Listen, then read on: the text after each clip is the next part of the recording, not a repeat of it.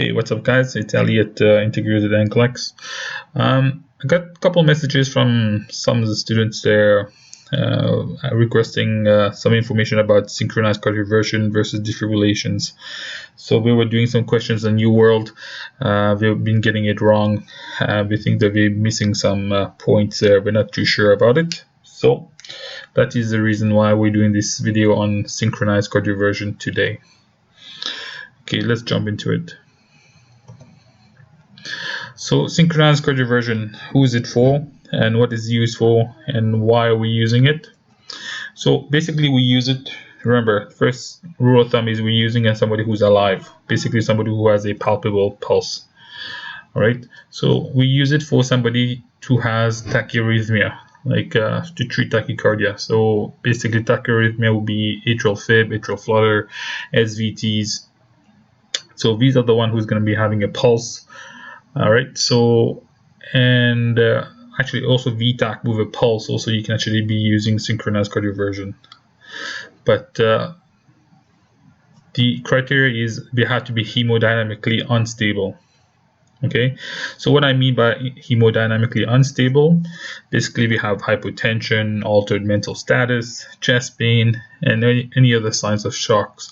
Basically, look at the blood pressure. If the pressure is low and this person is tanking, it doesn't look good, look pale, diaphoretic, these are the time if we to be cardioverting them. So you need to distinguish between hemodynamically unstable and hemodynamically stable patient. So you need to figure out this out. So I already told you there, look at the patient, look at the blood pressure. The pressure look like crap. Basically the person is hemodynamically unstable. So all right, so usually we use low energy. It's a low energy shock, and the physician will actually instruct you on how much joules you're going to be putting on there. So later on we'll look at the buttons and we'll talk about the energy. Usually what happens is if a dedicated nurse is the one controlling the machine. Nobody else touches your machine. It's only one nurse touching the machine. Nobody else, not even the physician. So one person, one dedicated person, and they end up using the machine. So this is actually one of the machine what we use in our emerge. It's a life pack machine. Actually, all the emerge I worked with we had the same machine anyway. So if you're going to be planning to work in emerge, or if you're working in emerge, make sure you're familiar with your machine, what kind of machine you're using there. It's very, very important to know the toys you have in your emerge or ICU. First step in using the machine, this seems to be very, very silly. Turn on the machine first. This is actually the first step you have to do. Even if you do a BLS course, basic life support, basically your CPR and stuff like that. If there's a question on there, I say to you in your exam, they're going to tell you what is the first step when you're using your AED. You turn on your AED first. So guess what? There should be a question on the exam also about this. Turn on the machine. I've just finished my PALS course, and one of the question was how to use the machine. Was the first step of it is turn on the machine. ACLS is the same thing. There's a question on this. You turn on the machine first. Funny enough, that's what it is. This is a zoom in on the life pack machine. So the turn on button is right there. Make sure you know where the on and off switch is located. All right, this is actually your first step in synchronized cardioversion. You turn on the machine. Secondly, what you're going to do is you end up placing the pads on the patient. You make sure the patient is dry, and if the person is sweaty, you make sure you dry them. If there's a cloth or whatever in your emerge or in your area, you dry them up, and then you put the pad on. If the person is hairy, you can have if you work in emerge in the critical care settings, you're going to be having some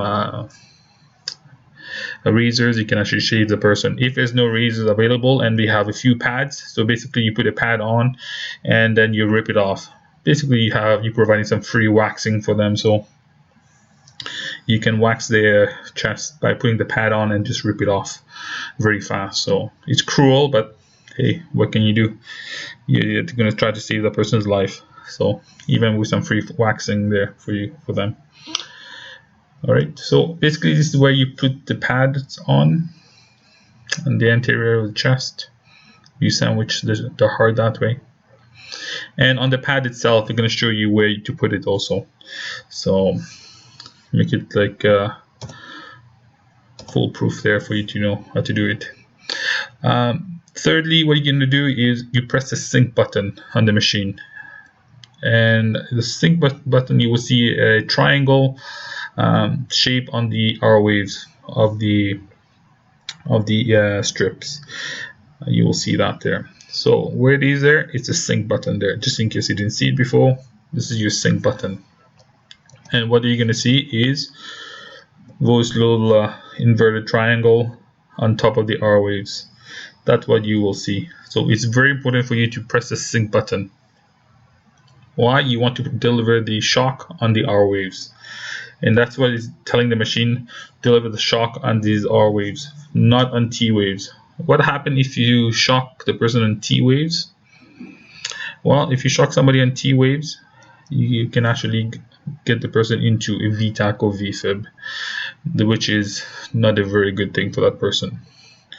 So you have to be very careful. This is a difference. So synchronized cardioversion, you press the sync button. You can have to make sure you look at the screen, make sure you see those inverted triangles. Okay. So what's the next step?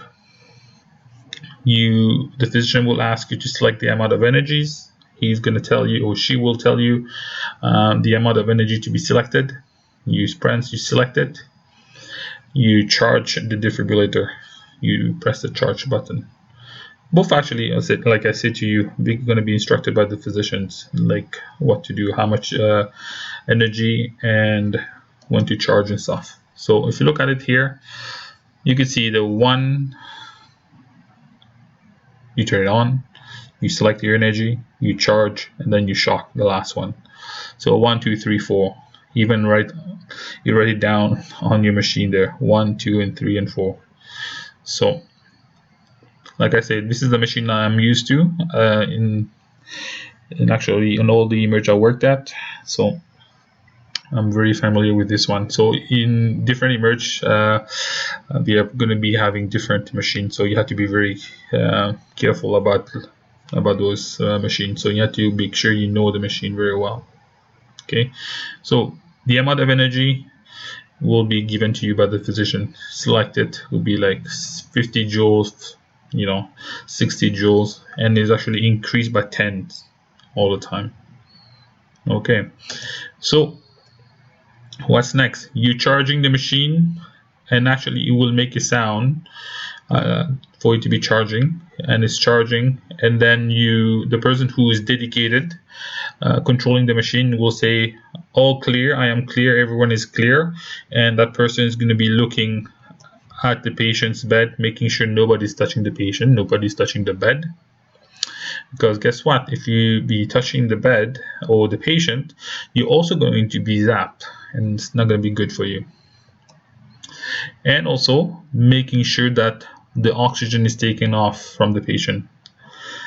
Why? You remember sparks, oxygen, you might cause some fire there. So you don't want that. One of my instructors from PALS the other day, she was saying that she's seen that we forgot to remove the oxygen from the nasal cannula from the patient, and you could see the singeing of the nares in the nares there. So it does happen. So she's seen it before in the past. So this is the reason why I'm passing it on also. And if you do those courses in the future, PALS, ACLS, this is also in there. You have to take off the oxygen from the patient there, okay, to decrease the risk of fire. All right, what's next? Make sure nobody's touching it, the patient, and the oxygen is off. You deliver the shock. You shock the person, and the person will be jolting, which is fine. You check the pulse, and you apply the oxygen. So if there's a pulse, good for that person. We move on, and we do our ABC, making sure the person is breathing, everything else after that. But you deliver the shock, you check the pulse, you reapply your oxygen on afterwards.